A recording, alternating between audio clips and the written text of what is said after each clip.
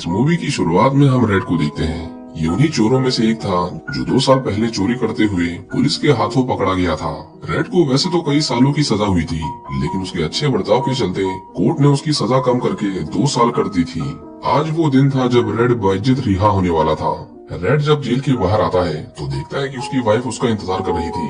उसकी वाइफ का नाम क्लोई था और वो फ्रांस की रहने वाली थी। रेड अपनी बेटी से पूरे 2 साल बाद मिल रहा था।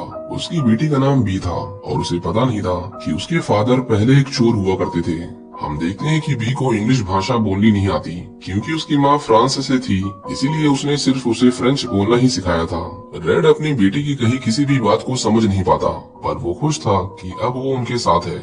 क्लोई उसे कहती है कि अब वो एक आम जिंदगी जिए, उसे अपने पुराने काम को छोड़ना पड़ेगा क्योंकि अब उसके पास खोने के लिए बहुत कुछ है। वो सभी बहुत खुश थे, लेकिन शायद ज्यादा देर तक नहीं, क्योंकि हम देखते हैं कि ल्यूक नाम का एक साइको किलर अमेरिका पहुंच गया था।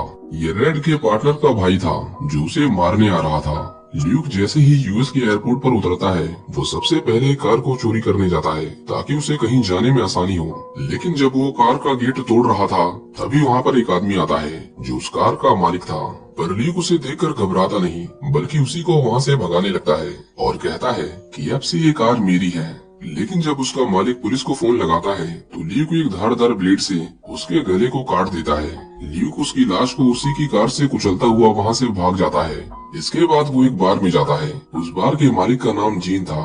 वो ल्यूक को देखते ही थर थर कांपने लगता है क्योंकि उसे पता था कि वो एक बहुत बड़ा साइको है। जीन को लगा कि ल्यूक उसे मारने आया है, क्योंकि जिस माफिया गैंग को वो धोखा देकर अपना बिजनेस चला रहा था, ल्यूक उस गैंग का इंचार्ज था। पर ल्यूक उसे बताता है कि अगर वो उसे मारना चाहता तो कब का मार चुका होता, पर वो यहाँ किसी पर्सनल काम के लिए आया है। ल्यूक को कुछ वेपन्स चाहिए थे जो सिर्फ उसी के पास मिल सकते थे। बार तो एक बहाना था, असल में जीन का इलीगल गन्स का बिजनेस था। वो उसे टेरेस पर लेकर जाता है और उसे बहुत सारी गन्स दिखाता है। ल्यूक एक गन को टेस्ट करने के लिए उस छत पर खड़ा होकर एक राह चलते आदमी को शूट कर देता है, पर उसे वो गन कुछ खास पसंद नहीं आती। आखिर में वो एक गन को चुन लेता है और जीन से कहता है कि उसे उसकी गर्लफ्रेंड पसंद आ गई है और उसे वो चाहिए। जीन को अपनी गर्लफ्रेंड से ज्यादा उसकी जान प्यारी थी, इसलिए उसे उसकी बात माननी पड़ती है। इसके बाद हम देखते हैं कि ल्यूक उसकी गर्लफ्रेंड के साथ इंटीमेट हो रहा था और जीन बाहर खड़ा होकर बस सब कुछ चुपचाप देख रहा था। उसके दोस्त उसे कहते हैं कि वो कुछ कर क्यों नहीं रहा, जिस पर जीन उन्हें बताता है कि ये आदमी बहुत खतरनाक है और उससे भी ज्यादा एक नंबर का सनकी है। वो जिसके पीछे भी एक बार पड़ जाता है उसे खत्म करके ही मानता है। उसके दोस्त कहते हैं कि अगर उसे डर लग रहा है तो क्यों ना हम ही उसे मार दें, पर जीन उसे समझाता है कि बेहतर यही है कि वो दोनों चुपचाप बैठे रहें जैसे वो बैठा है। कुछ देर बाद ल्यूक बाहर आता है और उन्हें पता चलता है कि उसने जीन की गर्लफ्रेंड को इंटीमेट होने के बाद मार दिया था, क्योंकि वो नहीं चाहता था कि वो उससे बातें करे। ये जानकर जीन को तो नहीं, लेकिन उसके दोस्तों को बहुत गुस्सा आता है, पर इससे पहले वो कुछ कर पाते, ल्यूक उन्हें गोलियों से भून देता है। दूसरी तरफ हम देखते हैं कि रेड एक पेंटिंग को बड़े गौर से देख रहा था जो क्लोई ने अपने हाथों से बनाई थी। क्लोई ने उस पेंटिंग में जेल की दीवारें बनाई थी ताकि वो देखने वाले को एहसास दिला सके कि जेल में होना कैसा होता है, लेकिन रेड उसे देखकर अंदर ही अंदर हंसे जा रहा था। आज उन पेंटिंग्स का एग्जीबिशन था और क्लोई को किसी भी हालत में उन सभी को अच्छे दाम पर बेचना था, क्योंकि रेड के जाने के बाद उसके ऊपर बहुत लोन आ चुका था जिसे अकेले भर पाना उसके लिए पॉसिबल नहीं था। रेड उसे दिलासा देता है कि अब वो आ गया है तो सब कुछ ठीक हो जाएगा। इसके बाद क्लोई अपने ऑफिस आती है। वो पिछले कई सालों से वहीं काम कर रही थी, लेकिन उसे पता नहीं था कि उसका बॉस उसे अंदर ही अंदर पसंद करता है। वो क्लोई से आज अपने दिल की बात बताना चाहता था, लेकिन जैसे ही वो उसे ये बताता है, क्लोई उसे समझाने लगती है कि वो शादीशुदा है और वो अपने पति से बहुत प्यार करती है। डेरेक उसे कहता है कि वो उससे बेहतर आदमी है और वो उसे कभी छोड़कर नहीं जाएगा। और जब वो उसे बहुत ज्यादा ही फोर्स करता है तो क्लोई डेरेक को बताती है कि उसका हस्बैंड एक क्रिमिनल है और अगर उसे इसके बारे में पता चला तो वो उसके सारे अरमान ठंडे कर देगा। ये सुनकर डेरेक थोड़ा घबरा जाता है। क्लोई उसे कहती है कि वो बाहर जा रही है और अंदर जो कुछ भी हुआ उसके बारे में बाहर कोई बात नहीं होगी, पर डेरेक उसे कहता है कि अगर वो उसे छोड़कर गई तो उसके लिए ये ठीक नहीं होगा, क्योंकि क्लोई ने एक कॉन्ट्रैक्ट साइन किया था जिसमें ये साफ साफ लिखा था कि उसकी कंपनी क्लोई की पूरी मदद करेगी इस एग्जीबिशन को अरेंज करने में। लेकिन अगर वो सभी पेंटिंग्स को नहीं बेच पाई तो उसे उनका एक एक पैसा चुकाना पड़ेगा। डेरेक उसे ऑफर देता है कि अगर वो उसके साथ रहेगी तो उसे इन सब प्रॉब्लम से नहीं गुजरना पड़ेगा, पर क्लोई उसके मुंह पर दरवाजा बंद करके वहाँ से चली जाती है। इसके बाद हम रेड को देखते हैं। क्योंकि वो इतने सालों के बाद जेल से निकला था, इसलिए वो अपनी जिंदगी के पूरे मजे लेना चाहता था। वो तेज आवाज में गाने बजा रहा था और सड़कों पर हॉर्न बजा रहा था। वो लेरोय नाम के एक आदमी के पास जाता है और हमें यहाँ पता चलता है कि वो शोरी में उसका पार्टनर था जो उन्होंने 2 साल पहले की थी। लेरोय उसे देखकर बहुत खुश था और दोनों एक दूसरे के गले लगते हैं। रेड उससे पूछता है कि वो इतने सालों में उससे मिलने क्यों नहीं आया, क्योंकि उसे इस बात की थोड़ी नाराजगी थी, पर वो दोनों एक दूसरे के अच्छे दोस्त थे, इसलिए वो उसे माफ कर देता है। इसके बाद हम एक पुलिस ऑफिसर को देखते हैं। इसका नाम अर्नेस्टो था। अब क्योंकि रेड कोर्ट की माफी पर जेल से छूटा था, इसीलिए अर्नेस्टो का काम था उसके ऊपर नजर रखना ताकि वो फिर से कोई गलत काम ना करे। अर्नेस्टो थोड़ा गुस्से वाला आदमी था, इसीलिए उसे जब मौका मिलता वो रेड के ऊपर अपना गुस्सा उतारता रहता था। वो कहीं भी कभी भी उसकी तलाशी लेने लगता था और हर बार उसके टॉयलेट का सैंपल भी ले जाता था ताकि उसे पता चल सके कि कहीं वो ड्रग्स तो नहीं ले रहा। और सबसे बेकार बात, ऐसा वो अगले 5 सालों तक करने वाला था। लेकिन रेड को इस बात की जरा भी चिंता नहीं थी। इसके बाद हम देखते हैं कि वो दोनों एक सीक्रेट दरवाजे से होते हुए बेसमेंट में आते हैं, जहाँ पर लेरोय ने चोरी का सारा सामान छुपा कर रखा था। उसके पास उस लॉकर की चाबी थी, लेकिन वो रेड से कहता है कि वो एक बार बिना चाबी के उसे खोलने की कोशिश करे, जैसा उसने 2 साल पहले किया था। रेड उसे खोलने की कोशिश तो करता है, पर उसे खोल नहीं पाता, क्योंकि इतने सालों से उसने इसकी प्रैक्टिस नहीं की थी, जिसकी वजह से वो सब कुछ भूल गया था। हम देखते हैं कि उस लॉकर के अंदर $5 लाख के बॉन्ड्स थे, जिसे वो कहीं भी बेचकर अमीर हो सकते थे। दूसरी तरफ हम ल्यूक को देखते हैं, जो रेड को ढूंढते हुए उनके शहर में आ चुका था। उसे एक आदमी की कार पसंद आ जाती है और वो उसे बंदूक की नोक पर कार से बाहर निकलने के लिए कहता है, पर उसके ऐसा करने के बाद भी ल्यूक उसे मार देता है।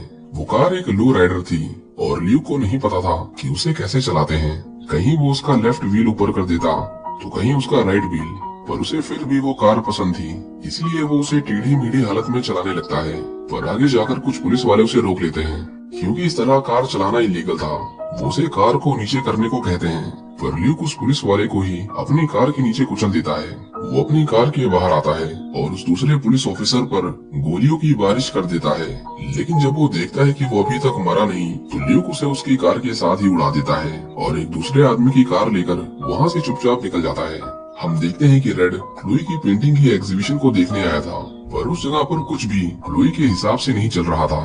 खरीदारों को उसकी पेंटिंग में कुछ खास नजर नहीं आया और कोई भी उसके लिए पैसे देने को तैयार नहीं था।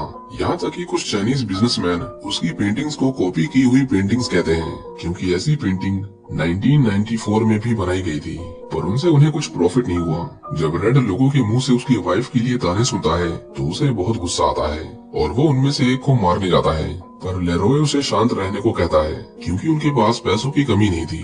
दूसरी तरफ हम देखते हैं कि ल्यूक रेड के घर तक पहुंच गया था, पर उस समय उस घर के अंदर उसकी बेटी और एक बेबी सीटर थी। ल्यूक उसके घर की डोरबेल बजाता है और जबरदस्ती उसके घर के अंदर घुस जाता है। वो बेबी सीटर से कहता है कि वो रेड का दोस्त है और वो उससे मिलने आया है, पर उसे उसके ऊपर शक होता है और वो उसे घर से बाहर जाने को कहती है। पर ल्यूक कहाँ किसी की सुनने वाला था, वो उसे भी मार देता है और उसके घर की तलाशी लेता है।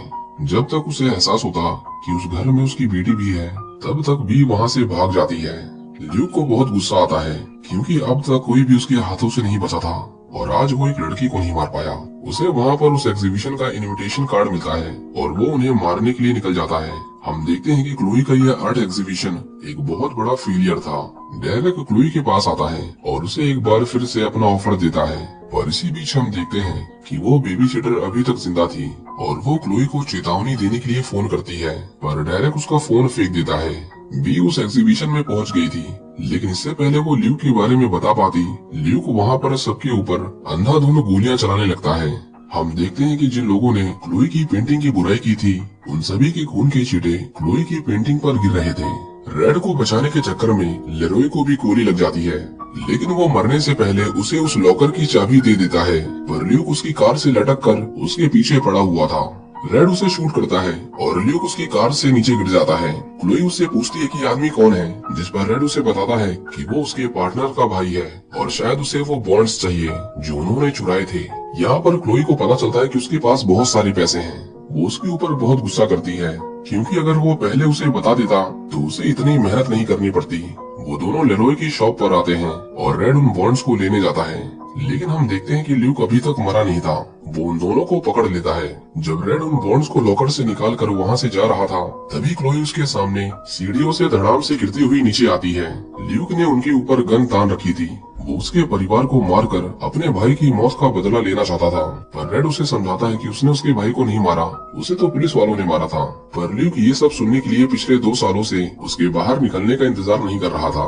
उसे अपना बदला लेना था। रेड उसे कहता है कि तुम ये सारे पैसे ले लो और यहाँ तक कि मुझे भी मार सकते हो, पर मेरे परिवार को छोड़ दो। लेकिन ल्यूक थोड़ा सनकी किस्म का आदमी था, उसे तीनों को मारना था, तभी उसे शांति मिलती। वो रेड को गोली मार देता है। इससे पहले वो उसकी बेटी को मारता, रेड उसे लॉकर में छिपा देता है।